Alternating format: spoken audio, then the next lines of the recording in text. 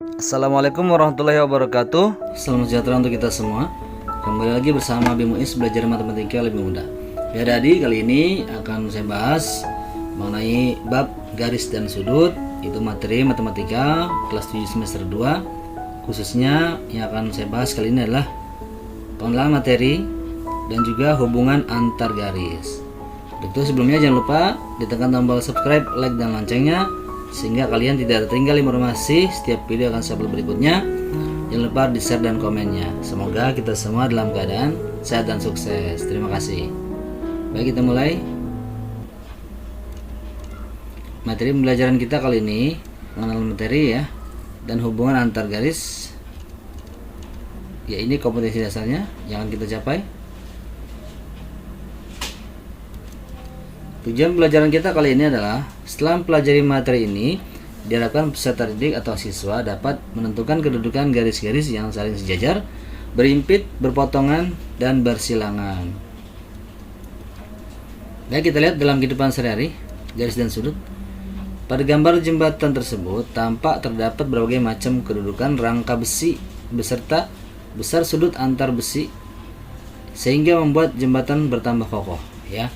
Jika kita anggap rangka-rangka besi tersebut sebagai garis-garis, maka nampak bahwa terdapat garis-garis yang saling sejajar, ya. Kemudian berpotongan ya. Terus bersilangan,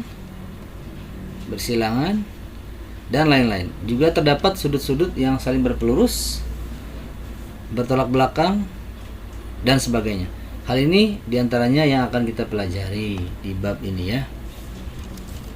Baik, konsep titik, garis, dan bidang. Dalam geometri terdapat beberapa istilah yang tidak memiliki definisi atau undefined terms. Antara lain titik, garis, dan bidang. Walaupun ketiga istilah tersebut tidak secara formal didefinisikan, namun sangat penting disepakati tentang pemahaman istilah tersebut. Sebuah titik hanya dapat ditentukan posisinya, tidak mempunyai panjang dan lebar, atau tidak mempunyai ukuran. Sebuah titik diberi nama dengan huruf kapital atau huruf besar ya. Misalnya titik A, titik B, titik C, dan sebagainya. Contoh titik ini ya. Ini diberi nama titik A dan huruf kapital tadi. Oke, ini namanya titik A. Oke, yang berikutnya, adapun garis digambarkan oleh suatu garis lurus dengan dua tanda panah di setiap ujungnya yang menandakan bahwa garis tersebut dapat diperpanjang atau panjangnya tidak terbatas. Sebuah garis dapat dinotasikan dengan huruf kecil, misalnya garis K, garis L, garis M, dan sebagainya. Bisa juga dengan dua huruf kapital atau huruf besar ya, misalnya garis AB, garis PQ, dan sebagainya. Contoh garis ini dengan huruf kecil boleh dinamakannya ya. Jadi ini namanya garis K. Atau dengan huruf besar 2 ya. Ini namanya garis AB atau ini lambangnya seperti ini. Berikutnya, bidang datar merupakan suatu daerah yang panjang dan lebarnya tak terbatas atau memiliki luas yang tak terbatas. Contoh ya, diberi nama bidang alfa, atau ini boleh diberi nama bidang PQR ya. Jadi titik, garis, dan bidang ini sering kita singgung dalam bab ini. Jadi kita perlu mengenal dulu ya apa itu tadi titik, garis, dan bidang konsepnya. Oke. Nah, sekarang kita masuk kepada hubungan antar garis atau kedudukan dua garis. Yang pertama, hubungannya adalah dua garis sejajar. Dua garis sejajar atau lebih dikatakan sejajar apabila garis-garis tersebut terletak pada satu bidang datar dan tidak akan pernah bertemu atau berpotongan jika garis tersebut diperpanjang sampai tak berhingga. Misalkan ini ya, dikatakan sejajar apabila garis-garis tersebut terletak pada satu bidang datar nih ya. Dua garis itu terletak pada satu bidang datar dan tidak akan pernah bertemu atau berpotongan jika garis tersebut diperpanjang sampai tak berhingga. Perpanjang ke sana, kanan ke kiri, ini juga kanan kiri tidak akan pernah bertemu garisnya ya, karena sejajar, jaraknya sama ini. Jika demikian, maka garis M sejajar dengan garis N. Kalau seperti ini kondisinya ya, ditulis Sejajar itu lambangnya ini garis 2 ya, garis miring 2 ya. Bisa dibaca garis M sejajar dengan garis N. Oke. Berikutnya contoh soalnya. Pada gambar balok berikut, tentukan semua pasangan rusuk yang saling sejajar. Kita lihat, oh ya, kenapa AB? Lihat atau rusuk AB sejajar dengan DC ya, rusuk DC, sejajar juga dengan HG, sejajar dengan EF ya, sama-sama mendatar ya, garis mendatar atau garis horizontal nih. Oke, nah ini semuanya saling sejajar. Kemana lagi? Yang tegak sekarang ya, AE sejajar dengan ya BF, sejajar dengan CG, sejajar juga dengan DH ya, sama-sama tegak semua. Berikutnya garis BC, ini yang di bawah ya, yang mendatar juga. Garis BC dengan garis FG, dengan garis EH dan garis AD ya, ini saling sejajar. Selesai. Yang berikutnya yang kedua, hubungan antar garis, yaitu dua garis berpotongan. Nah, dua garis dikatakan saling berpotongan apabila garis tersebut terletak pada satu bidang datar dan mempunyai satu titik potong. Misalkan kita lihat ya dalam sebuah kubus, garis KL, mana KL nih yang di bawah depan ya, KL dan PL, ini PL yang di depan juga yang tegak, terletak pada satu bidang, yaitu bidang KLPO nih. Garis KL dan garis PL terletak pada satu bidang, yaitu bidang KLPO, yaitu bidang depan ya. Oke. Selain itu, garis KL dan PL tadi, mempunyai satu titik potong, yaitu titik L. Ini berpotongan di sini ya, di titik L nih. Lihat, garis KL dan garis PL bertemu di titik L. Nah, berarti inilah titik potongnya dari garis KL dan PL. Nah, jika seperti itu, maka garis KL dan PL saling berpotongan ya. Oke. Contoh soalnya biar lebih jelas. Pada gambar kubus KLMN OPQR ya, ini berikut tentukan semua pasangan rusuk di bidang OPQR, di bidang yang atas OPQR ya, yang saling berpotongan. Kita lihat garis OP berpotongan dengan QP ya, OP dengan QP berpotongan di titik P. Nah, berarti ini saling berpotongan ya, OP dengan QP, ini pasangannya saling berpotongan. Berikutnya garis PQ berpotongan dengan RQ. Mana titik potongnya? Titik potongnya di titik Q. Ya, lihat, PQ dengan RQ bertemu di titik Q ya. Itulah namanya titik potongnya. Oke.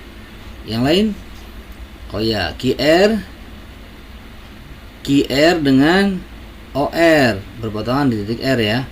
Oke, berikutnya RO, garis RO berpotongan dengan garis PO berpotongan di titik O ya, di sini.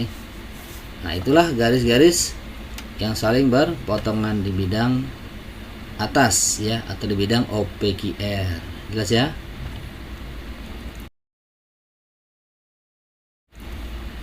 Nah, sekarang hubungan antar garis yang ketiga, yaitu dua garis berimpit.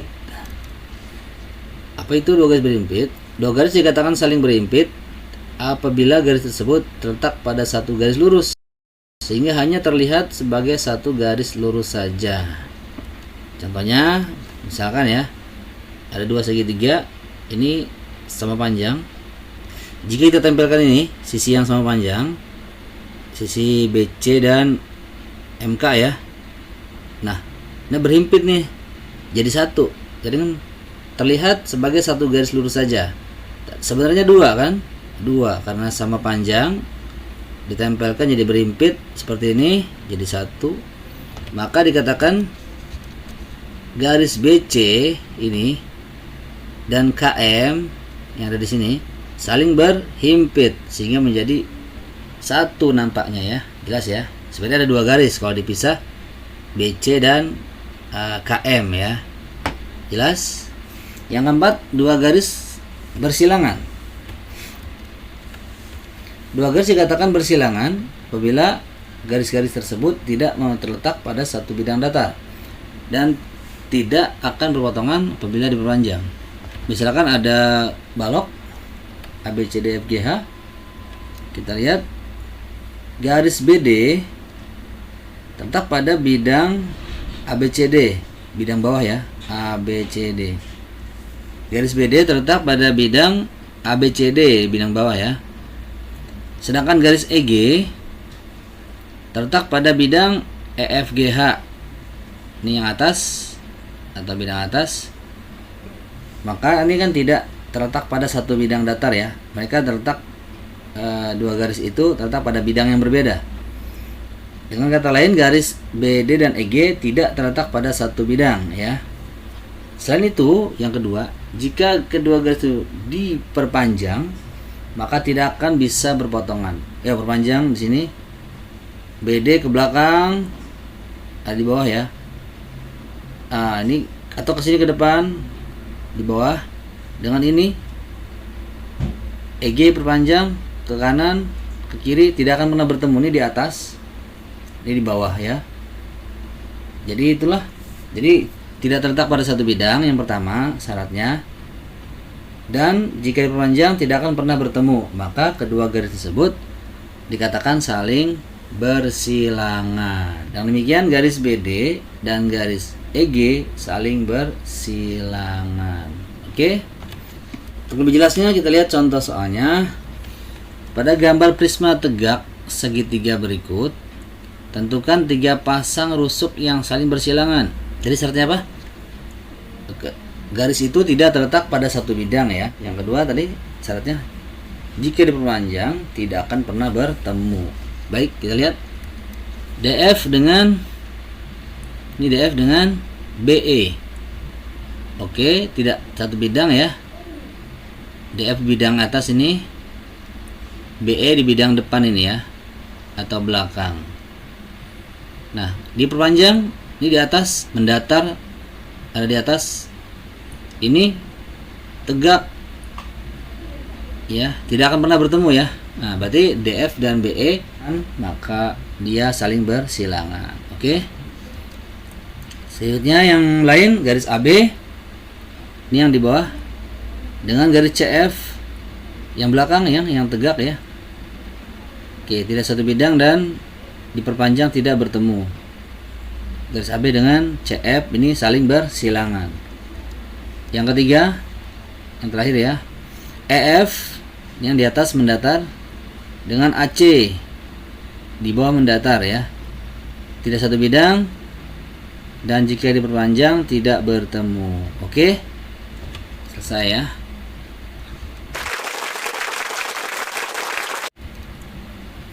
Nah, berikutnya ada sifat-sifat garis sejajar. Melalui satu titik di luar sebuah garis dapat ditarik tepat satu, ya hanya satu garis yang sejajar dengan garis itu. Contoh, ini melalui satu titik di luar sebuah garis ya, tepat satu saja ya, yang sejajar dengan garis itu. Tidak bisa dibuat garis yang lain ya, yang sejajar dengan garis itu. Oke.